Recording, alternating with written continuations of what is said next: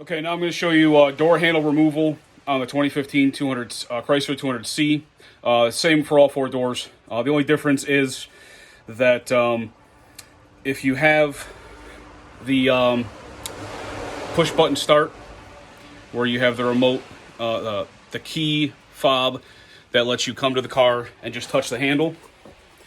Okay, so you have a little sensor here on the handle. So the only difference is when you pull this handle out, this has got a wire that goes all the way this way and to the front, and there's a little pigtail that plugs in here. Okay, but other than that, all the other four door handles are going to be all the same. If you don't have that sensor, there's going to be no wire in this handle, and you can do it all without taking anything else off except the door handle. From the outside, you don't have to take off the interior panel or anything. It's pretty good setup. So I'm going to show you on this door that I already have off over here, because I just replaced both these doors, and I'll walk you through it. It'll only take a couple minutes. Okay. So this is the rear right door.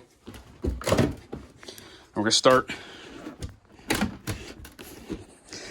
right here. There's a little black plug that normally goes there. Okay. Already pulled that little black plug out. And inside, pretty deep inside that, there's a T20 Torx head screw. Okay. So that's a little tricky for me to hold this all at once. So when you loosen that T20 screw, it won't come all the way out. Just twist it until it starts to get tight as you're loosening it, if that makes sense. So you're going to loosen it, and then there'll be some tension on it. Once you get to that point, stop. And then what you're going to do is you're going to pull on this part of the handle here, and then pull this plastic piece off, because that's what the Torx screw holds. And I'll show you what this is going to look like. I'll just put the camera on the tripod. Okay, so for the rear door, you kind of need a longer Torx. See how long it really is. Let me see. Okay, so this one is about 6 inches long, and again, it's a T20. So you're gonna get into that hole there. Because it's so deep, it's a little tricky to find the screw. And you don't have to worry about dropping the screw, because the screw is captured in there in some type of assembly that doesn't let it fall out. It stays right in place, which is nice. Okay, so now it doesn't really want to turn anymore, so I'm going to stop. So now I can pull this handle up like this. I can pull this right out, okay?